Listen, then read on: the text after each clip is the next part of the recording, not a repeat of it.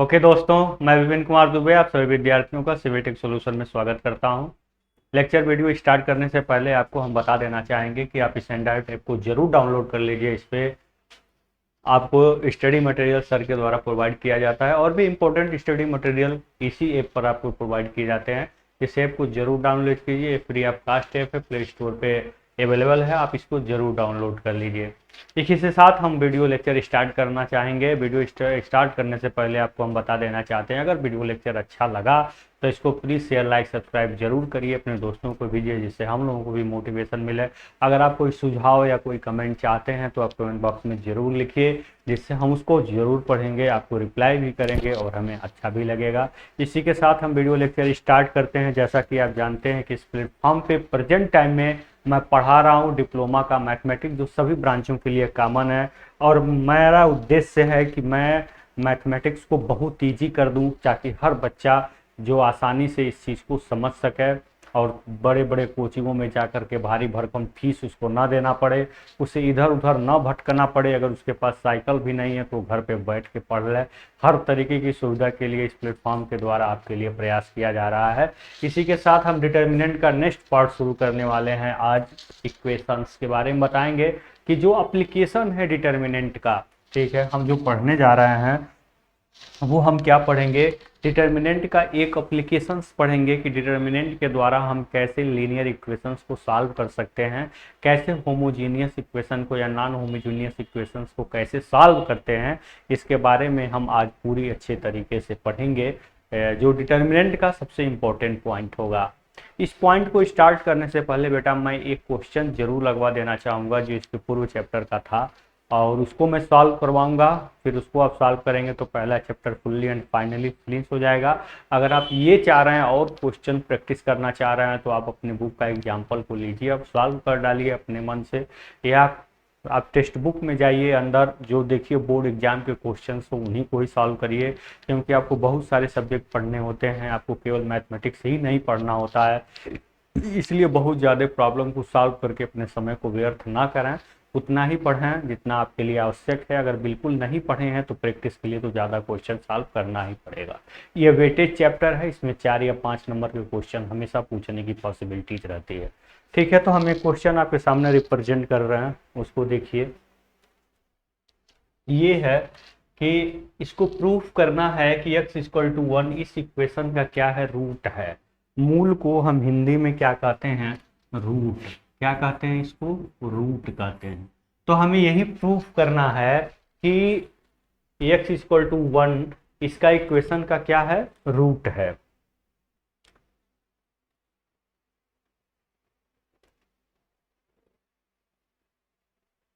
ठीक है, क्या करना है, प्रूफ करना है कि ये क्या है, रूट है। रूट का मतलब क्या होता है बेटा, मूल होता है। एक मिनट इसको सेट करने दो।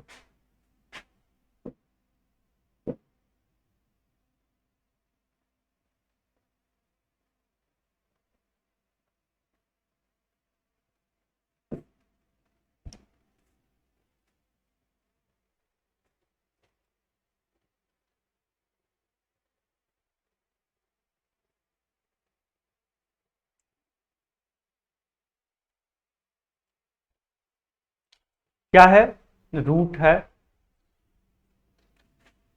हमें प्रूफ करना है।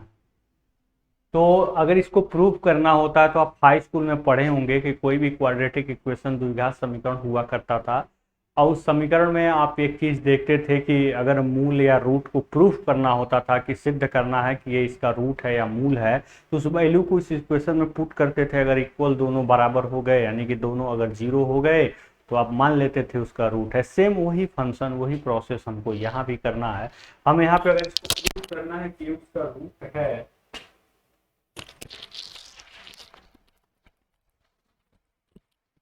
अगर हमें प्रूफ करना है कि उसका रूट है, तो इसके लिए हम क्या करेंगे, यहाँ ध्यान दीजिएगा, x इक्वल टू यहाँ लिखेंगे क्या, पुटिंग x इक्वल टू 1। यहाँ पे हम क्या करेंगे, x इक्वल टू 1 पुट कर देंगे तो हमें मिलेगा क्या, यहाँ पर देखिए, यहाँ पे 2 2 2, यहाँ पे क्या मिलेगा 3, यहाँ पर क्या हो जाएगा 3 3, यहाँ पर क्या हो जाएगा 5 5 5। ठीक है, अब हम इसको क्या करेंगे, सॉल्व करेंगे। और सॉल्व करने के बाद हम ये देखेंगे कि क्या इसका मान आता है। यहाँ पर आप क्या देख रहे हैं कि यहाँ पे ये जो रो है 235 और ये जो रो है 235, ये जो रो है 235, तीनों सेम। हमने प्रॉपर्टीज में बताया था कि अगर कोई भी दो रो या कोई भी दो कॉलम अगर सेम हो जाते हैं उसका मान क्या आता है, 0 आता है। इस प्रकार हैंस प्रूव्ड, ये सिद्ध हो गया कि हैंस प्रूव्ड, ये सिद्ध हो गया कि x equal to 1 is root of given determinant. इसका मतलब क्या हुआ, जब आपने देखा कि x इक्वल टू 1 पुट किया, सब सेम हो गए, तो क्लियर हो गया इसका मान क्या आएगा, 0 आएगा। और 0 मान होने का मतलब क्या है कि दोनों बराबर हो गए, इसका मतलब x इक्वल टू 1 इसका क्या है, रूट है। अगर हमें इस तरह का क्वेश्चन दे देता और कहता कि x का मान बताइए, तो हम कैसे सॉल्व करते हैं। आप कर सकते हैं, बहुत आसानी से कर सकते हैं। कैसे, देखिए, फर्स्ट ऑफ ऑल आप इसका स्क्रीनशॉट लीजिए, फिर देखिए कैसे इसको कर सकेंगे।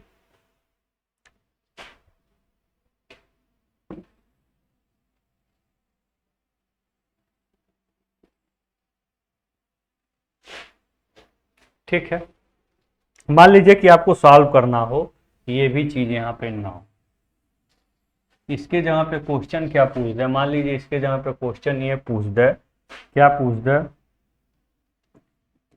फाइंड द वैल्यू ऑफ, मान लीजिए इस तरह से कहा जाए कि इसका x का इसमें क्या करिए, मान ज्ञात करिए, x का क्या बताइए, मान बताइए। तो कैसे मान, तो इसको सॉल्व करने के पहले कुछ आसान तरीका देखेंगे, क्या इसको सॉल्व कर सकते हैं हम। तो हम देखेंगे कि अगर C1 में C2 और C3 जोड़ दें तो हमको सेम बातें मिल जाएंगे। तो यहाँ पर हम क्या लिखें, C1 represent C1 plus C2 plus C3। अगर तीनों को हम जोड़ देते हैं तो हमको x प्लस 9 यहाँ भी हो जाएगा, x प्लस 9 यहाँ भी हो जाएगा, x प्लस 9 यहाँ भी हो जाएगा, यहाँ पर 3 होगा, x प्लस 2 होगा, फिर 3 होगा, यहाँ पे 5 होगा, 5 होगा, x प्लस 4 होगा।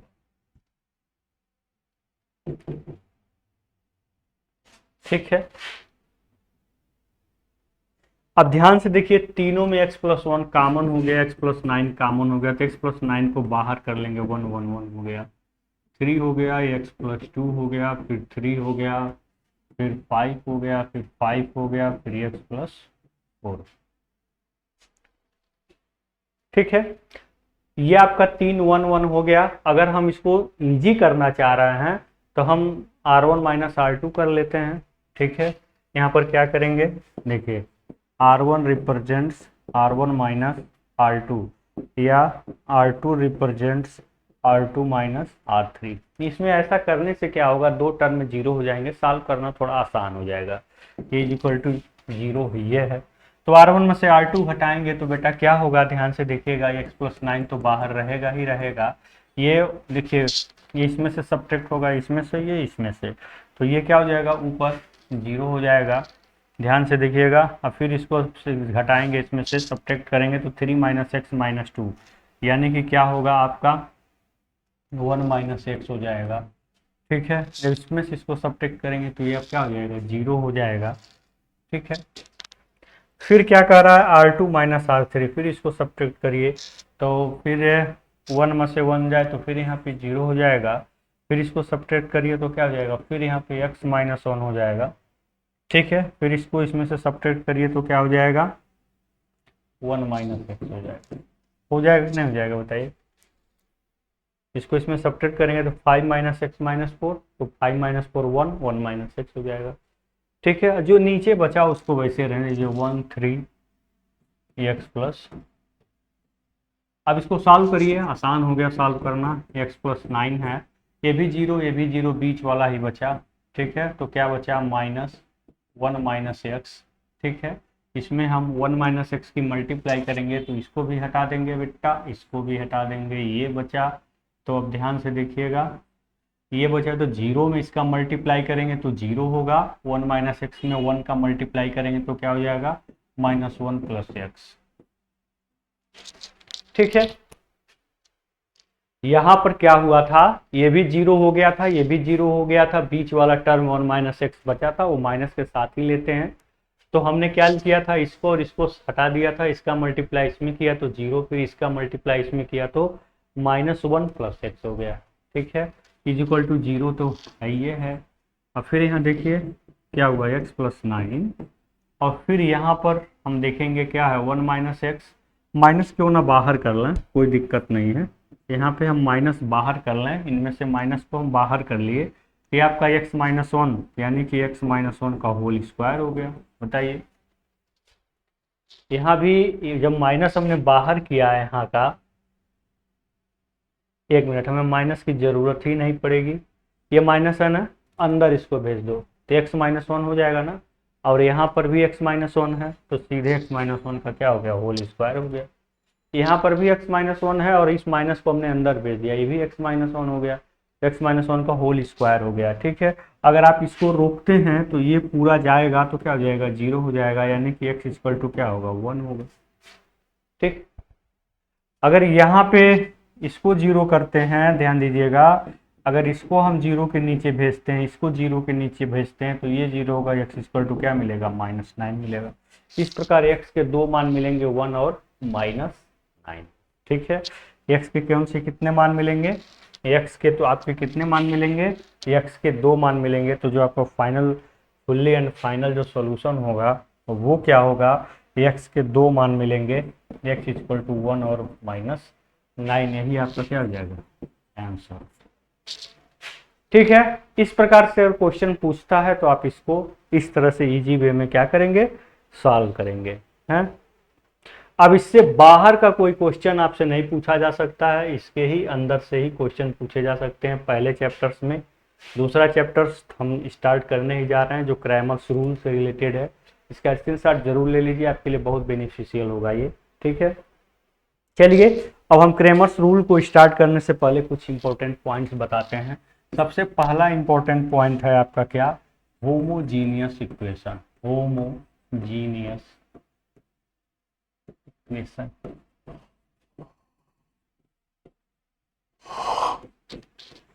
देखिए सबसे पहले होमोजीनियस इक्वेशंस क्या होते हैं। ठीक है, ये होता है आपका क्या, a1x प्लस b1y प्लस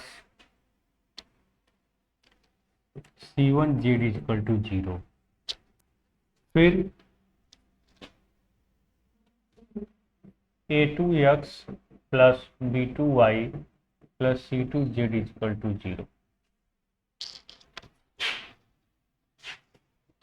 फिर आपका a3x plus b3y plus c3z equal to, तो ये आपका इक्वेशन फर्स्ट हो गया, ये इक्वेशन आपका सेकेंड हो गया, ये इक्वेशन आपका थर्ड, तीन इक्वेशन आपके हो गए। तो जब कोई इक्वेशन इस फॉर्म में हो, किस फॉर्म में हो, ax plus B Y plus C z is equal to 0, इस फॉर्म में अगर कोई इक्वेशन होता है इसको हम बोलते हैं होमोजीनियस इक्वेशन। ठीक है, अगर इस फॉर्म में कोई इक्वेशन होता है ax plus B Y plus C z is equal to 0, इसको क्या बोलेंगे, होमोजीनियस एग्जाम्पल। अगर एग्जाम्पल के फॉर्म में अगर हम देखें, एग्जाम्पल मान लीजिए 4x plus 2y minus 7z equal to 0, इस तरह से मान लीजिए कोई इक्वेशन है तो इसको हम क्या बोलेंगे, होमोजीनियस इक्वेशन। अगर इस फॉर्म में कोई इक्वेशन है तो इसको क्या बोलते हैं, होमोजीनियस इक्वेशन।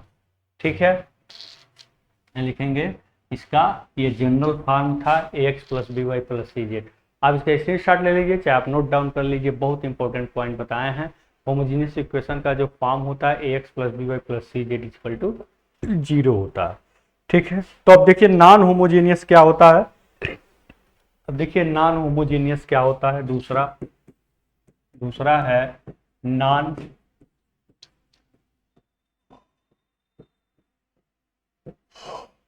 आप कहेंगे सर इसका हिंदी भी बता दीजिए, तो हिंदी भी इसका यही है, होमोजीनियस नॉन होमोजीनियस, कोई जो है इसका खास हिंदी नहीं है। ठीक है, तो इसको होमोजीनियस कहना जितना अच्छा लगता है उतना समघाती अगर आप कहें तो उतना अच्छा नहीं लगेगा। इसको हिंदी में समघाती कहते हैं और इसको हम कहेंगे क्या, असमघाती।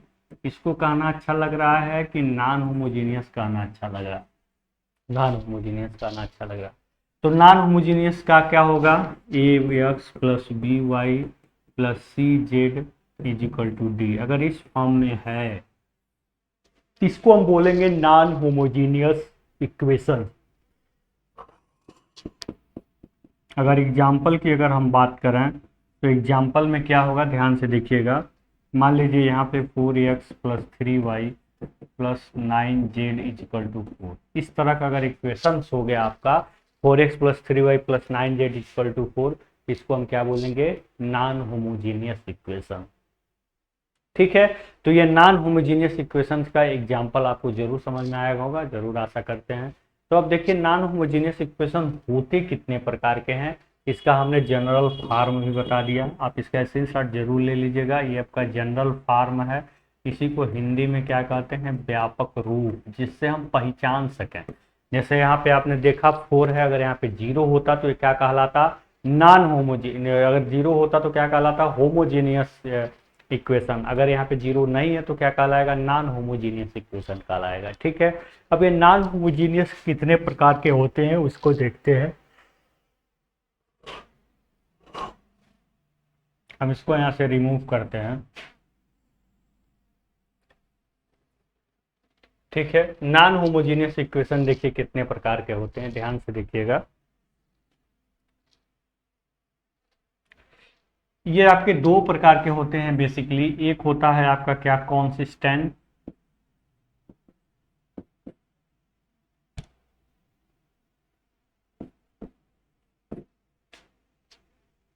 एक होता है आपका क्या, इनकॉन्सिस्टेंट।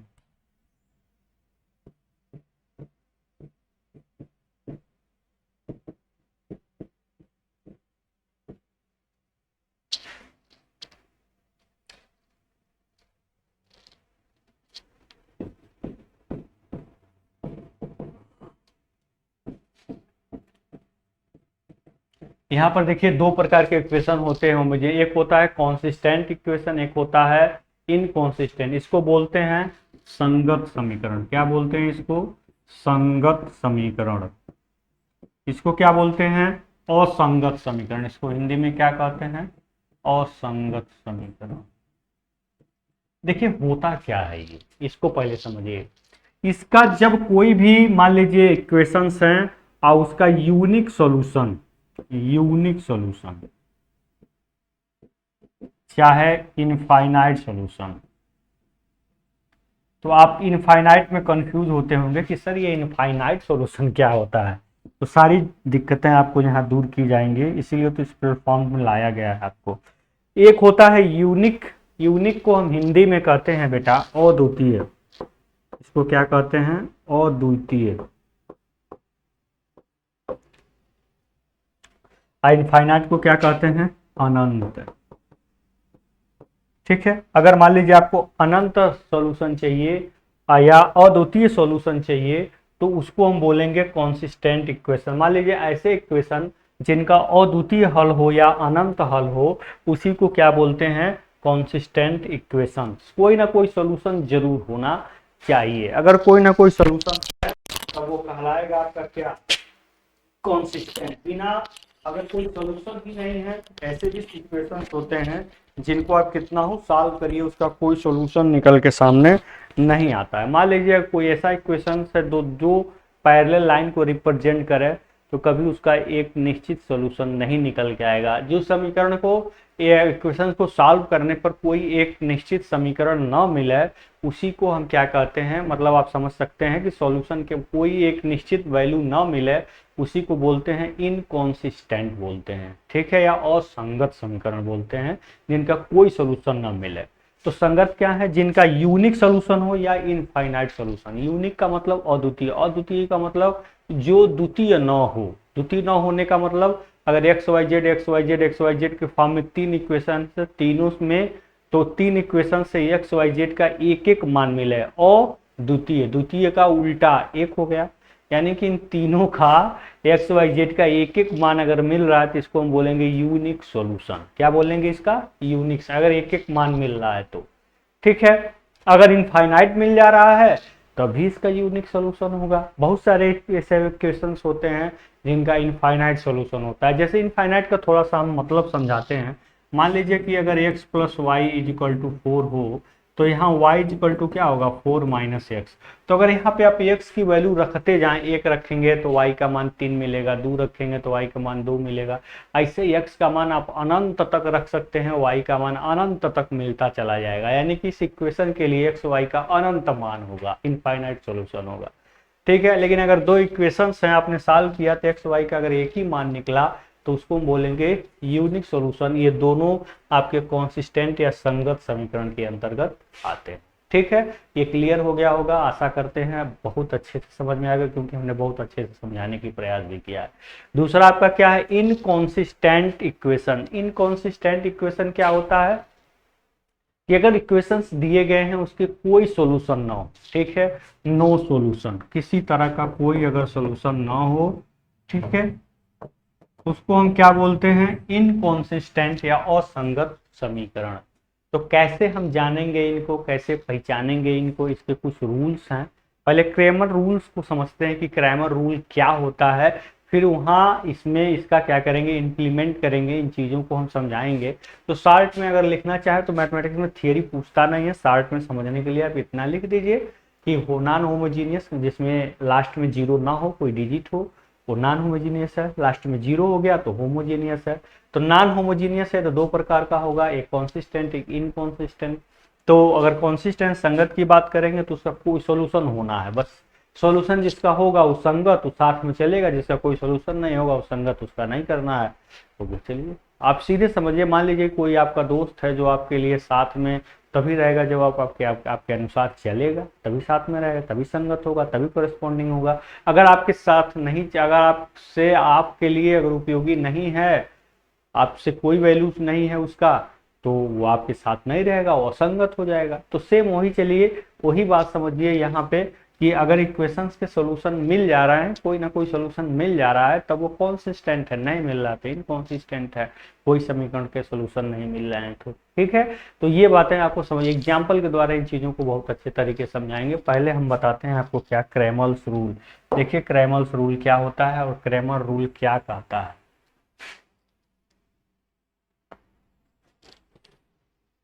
ठीक है,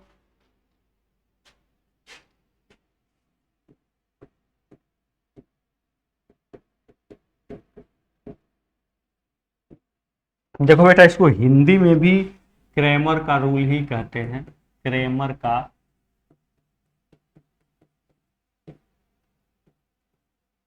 का नियम। ठीक, अब देखिए ध्यान से, क्रैमर के नियम में आप देखिए, ध्यान से देखिए क्रैमर का नियम क्या है। मान लीजिए कोई समीकरण आप में दे दिया a1x plus b1y plus c1z is equal to d1 दे दिया। दूसरा इक्वेशन मान लीजिए दे दिया, नॉन होमोजेनियस इक्वेशन है, a2x plus b2y plus c2z is equal to d2 दे दिया।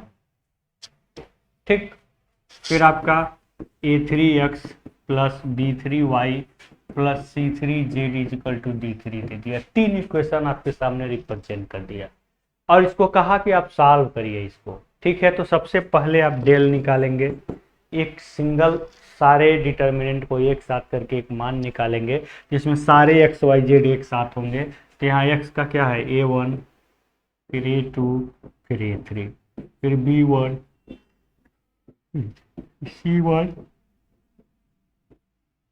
ये आपका डेल हो गया, जिसमें आपने सारे एक्स वाई जेड के कोफिशिएंट को एक साथ रखा। ये डेल है, सबसे प्रधान यही डिटर्मिनेंट है, इसी के सहायता सारी वैल्यूज हम निकालेंगे। क्रैमर रूल कहता क्या है कि अगर कोई तीन इक्वेशन, चाहे होमोजेनियस हो चाहे नॉन होमोजेनियस हो, तीन अगर इक्वेशन आपके सामने दिए गए हैं तो डिटर्मिनेंट की सहायता से उन सारे में एक्स वाई जेड का मान निकाला जा सकता है। यही क्रैमर का नियम बताता है।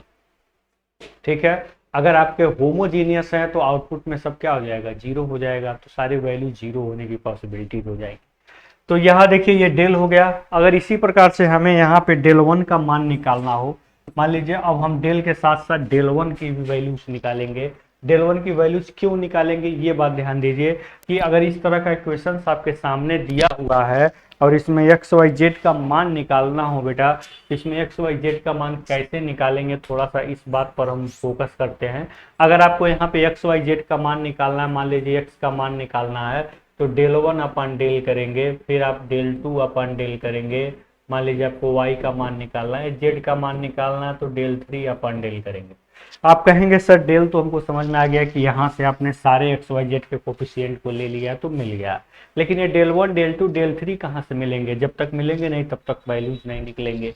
देखिए बहुत सारे बच्चे ऐसे होते हैं जो ये कंफ्यूज हो जाते हैं कि डेल बाई डेल वन है कि डेल वन बाई डेल है, ये कंफ्यूज हो जाते हैं। तो इस बात का हमेशा ध्यान रखिए कि जो नंबर वन है वो हमेशा सबसे ऊपर होता है, तो वन क्या होगा, ऊपर होगा। जो नंबर वन है वही क्या होता है, सबसे ऊपर होता है। तो नंबर वन वाला ऊपर, फिर दो वाला, फिर थ्री वाला, और जो हमने वैल्यूज निकाली है वो सबसे नीचे होगा। ठीक है, सारा कोफिशिएंट को एक साथ कर लेंगे तो ये डेल क्या हो जाएगा, सबसे नीचे आपका रिप्रेजेंट हो जाएगा। ठीक है, तो ये आपको जरूर समझ में आएगा कि एक्स वाई जेड का मान कैसे निकलेगा। तो डेल का वैल्यू तो आप निकाल लिए, डेल वन का अगर मान निकालना हो तो हम कैसे निकालेंगे उसको भी हम देख लेते हैं। ठीक है, तो इस तरह क्रैमर रूल का यूज करके कैसे आप एक्स वाई जेड का मान निकालें, यह चीज़ मैंने दिखा लिया। अब मान लीजिए कि हमको डेल वन का मान निकालना है, तो डेल वन का मान निकालना है तो जो भी D one D two D three है इसको हम एक जगह पे पुट आउट कर देंगे। ठीक है, D one D two D three को पुट आउट करेंगे, बाकी चीज़ों को हम B one B two B three C one C two C three, हम A one A two A three की जगह पे क्या कर देंगे, D one D two D three को करेंगे तो ये आपका डेल वन हो जाएगा। फिर इसी प्रकार आप इसका स्क्रीनशॉट लीजिए, फिर हम कुछ रिमूव करेंगे। ठीक है, अब देखिए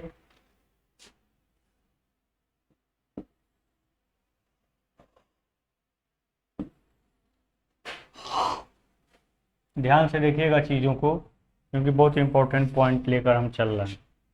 ठीक है, तो इस तरह से डेल वन निकल गया। अगर मान लीजिए हमको डेल टू निकालना हो तो डेल टू कैसे निकालेंगे, यहाँ पे जो A one A two A three था ऐसे कैसे रहेगा, यहाँ पे D one D two D three हो जाएगा, और यहाँ पर क्या हो जाएगा, C one C two C three हो जाएगा।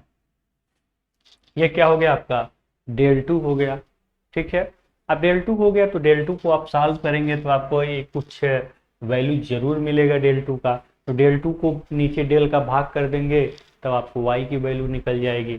इसी प्रकार मान लीजिए कि हमको डेल थ्री अगर निकालना है तो हम क्या करेंगे, जो जैसा है A one A two A three B one B two B three, C की जगह यहाँ पर हम D one D two D three हम पुट आउट कर देंगे। ठीक है, इस बात का ध्यान दीजिएगा, बहुत जरूरी चीज हम आपको बता रहे हैं। ठीक है, इस तरह से डेल थ्री का भी मान निकल गया।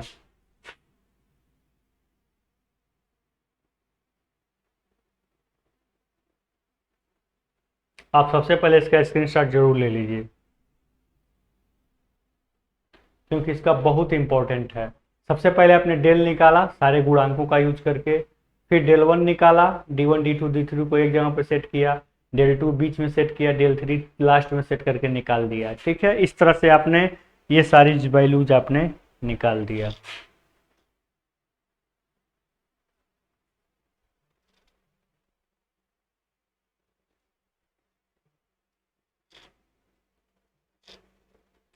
ठीक है, तो ध्यान दीजिएगा, आपने जो भी वैल्यूज ये निकाला है एक्स वाई जेड का जो भी मान निकाला है, तो किसका मान निकाला है आप इसका स्क्रीनशॉट एक बार ले लीजिए। किसका मान आपने इसका निकाला है, आपने निकाला है एक्स वाई जेड का मान। अगर इस तरह से है तो यही क्रैमर रूल की सहायता से, तो मतलब क्या है कि अगर मान लीजिए कोई इक्वेशंस दिए गए हैं, ठीक है, यहाँ पे लिखेंगे क्या, गिवन इक्वेशंस। अगर कोई इक्वेशंस आपका दिया हुआ है, क्या है, A one X plus B one Y plus C one Z is equal to D one, मान लीजिए A two X plus B two Y is equal to C two Z, B three Y plus C three Z is equal to क्या दिया है, D three. इस तरह का equation तीन आपका क्या किया गया है, दिया गया है। तो इसमें according to Cramer's rule, Cramer rule के according, according to Cramer's rule, यहाँ पे लिखेंगे क्रैमर नियम के अनुसार, यहाँ पर क्या लिखेंगे, क्रैमर के नियम के अनुसार, क्रैमर के नियम के अनुसार क्या है? क्रैमर के नियम के अनुसार सबसे पहले आप क्या निकालेंगे? डेल निकालेंगे, ठीक है। तो एक्स की वैल्यू डेल वन अपन डेल से मिलेगी। उसके बाद डेल टू निकालेंगे, एक्स टू की वाई की वैल्यू निकालेंगे, ये डेल टू अपन डेल से मिलेगी। फिर जेड की वैल्यू निकालेंगे, डेल थ्री अपन डेल से मिलेगी। याद करने का तरीका भी बता दिया, हमेशा नंबर वन ऊपर रहेगा, ध्यान दीजिएगा। वन कैसे मिलेगा? D1 D2 D3 की जगह को A1 A2 A3 की जगह प्लेस्ड करेंगे। इसी तरह से y की वैल्यू कब मिलेगा? जब D1 D2 D3 को B1 B2 B3 की जगह रिप्लेस्ड करेंगे।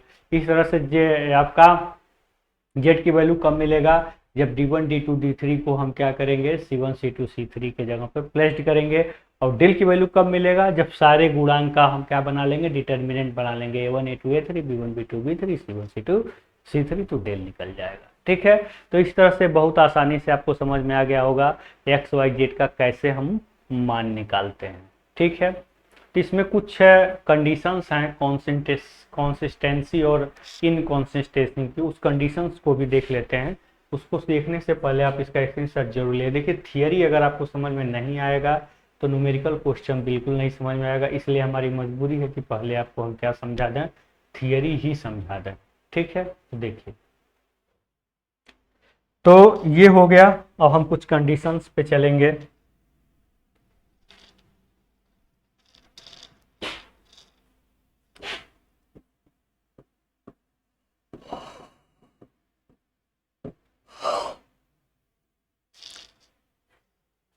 अब देखिए इसके कंडीशंस क्या हैं। कंडीशंस फॉर, इसको लिखेंगे कॉन्सिस्टेंसी, कॉन्सिस्टेंसी एंड इनकॉन्सिस्टेंसी।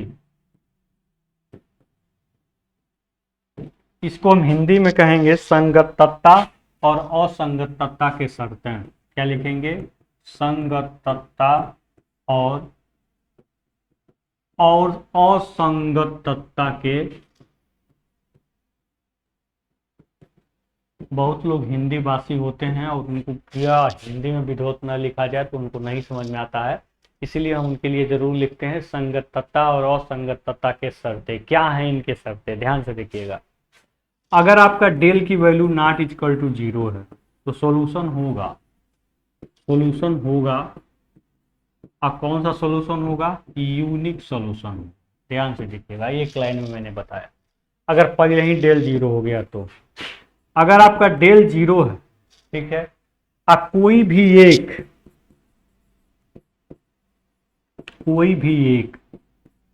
शून्य न हो, शून्य न हो।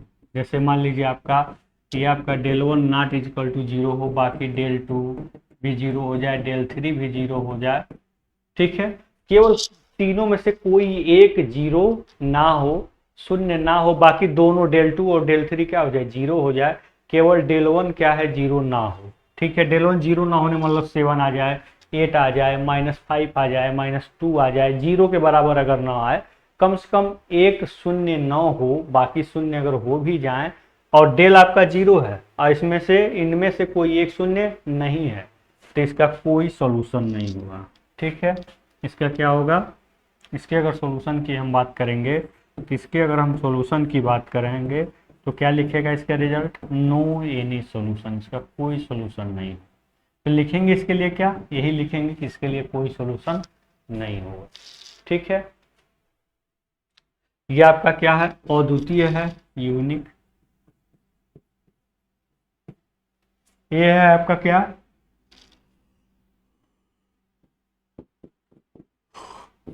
कोई हल नहीं होगा। इसका क्या मतलब हुआ? कोई हल नहीं। कब? अगर ये पहला शून्य हो, डेल की वैल्यू आप निकालें वो शून्य हो, इनमें से कोई, तीनों में से कोई एक अगर शून्य ना हो, कोई भी एक अगर शून्य नहीं है तो आप उसका कोई सॉल्यूशन ही नहीं होगा, बस आपको छोड़ देना है, ये समझ लीजिएगा, ठीक। तीसरा कंडीशन देखिए, मान लीजिए डेल भी जीरो है, डेल वन भी जीरो हो जाए, डेल टू भी जीरो और डेल थ्री भी जीरो, सब क्या हो जाए? जीरो हो जाए, सब लगातार जीरो हो जाए। तो इसका तो इसका क्या होगा, इसका कोई हल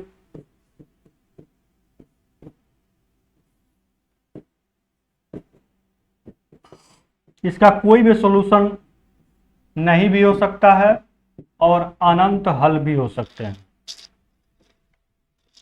या तो इसका कोई सॉल्यूशन नहीं होगा या इसके अनंत हल हो सकते हैं, या इसके अनंत हल हो सकते हैं। इस टर्मिनोलॉजी को जरूर लिखिएगा। सब अगर जीरो हो तो ये भी हो सकता है कि तीनों समीकरणों का कोई सॉल्यूशन ना हो, ये भी हो सकता है कि उसका क्या हो, अनंत हल हो। दोनों में से कोई हो सकता है कि या तो कोई सॉल्यूशन ही ना हो या हो तो इनफाइनाइट हो। ठीक है, अगर यूनिक सॉल्यूशन चाहिए, एक ही वैल्यू चाहिए, तो पहले जो डेल है उसी का मान जीरो नहीं होना चाहिए। ठीक है, आपको जरूर समझ में आया होगा। आप इसका स्क्रीनशॉट लीजिए, उदाहरण से, एग्जाम्पल से आपके सारे प्रॉब्लम क्या हो जाएंगे, सॉल्व हो जाएंगे, बिना एग्जाम्पल से नहीं हो पाएंगे।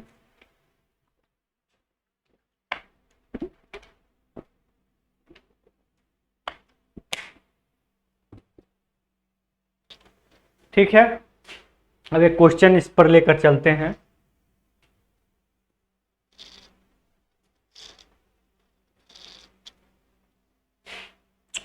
ये क्वेश्चन हम सॉल्व करते हैं इस पर।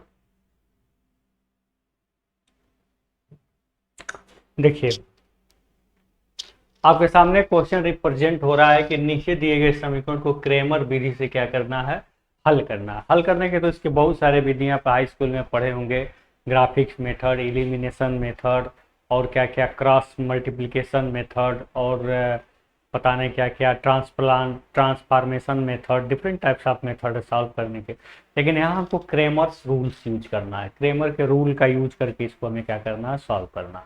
तो सबसे पहले इम्प्लीमेंट करेंगे तो सबसे पहले हम डेल की मान निकालेंगे। तो डेल का मान क्या निकलेगा, केवल हमें यहाँ पे क्या रखना है, मल्टीप्लाइंग फैक्टर रखना है 5 और क्या है -3। यहाँ माइनस प्लस का विशेष ध्यान दीजिएगा, ये 7 है, 2 है, 7 2 है, 5 है, -3 हमने लिख दिया यहाँ पे। तो डेल का मान आप निकालिए तो क्या हो जाएगा, -21, 7 3 या 21, फिर माइनस, बीच में माइनस होता है, 5 2 या 10, यानी कि कितना हुआ, ये -31 हो गया। ठीक है, समझ में आ गया होगा। ठीक है, डेल्टा 1, अगर हमें डेल्टा 1 निकालना है तो D1 और D2 को पहले पुट करेंगे, 16 और 9 को, ये 7 2 खत्म, 5 और -3, इसको सॉल्व करें तो क्या हो जाएगा, 16 3 जा -48 और 9 5 जा 55, इसको सॉल्व करिए, 8 5 13 का 3 1 आया, 4 4 8 9, क्या आया, -93। ठीक है, इस तरह से डेल 1 भी निकल गया। अगर आपको डेल 2 भी चाहिए तो डेल 2 भी निकाल लीजिए। डेल 2 में हम क्या करेंगे, जो पहला था वो तो रहेगा ही रहेगा, जो 16 और 9 है वो यहाँ पे शिफ्ट हो जाएंगे। इसको जब हम सॉल्व करेंगे तो 7 9 इंजा कितना होगा, 63, और फिर -16 16 2 इंजा क्या हो जाएगा, 32, 7 9 63 और 16 दूना 32। इसको जब हम सॉल्व करेंगे तो क्या आएगा, 1 3, क्या आया, 3। डेल 1 और डेल 2 की वैल्यू भी निकल गई या डेल की वैल्यू निकली गई। अब इसको अगर सॉल्व हम करें तो क्या हम यूज करेंगे, देखिए बच्चे अक्सर कंफ्यूज आ जाते हैं कि हम डेल 1 को ऊपर करना है कि डेल को ऊपर करना है।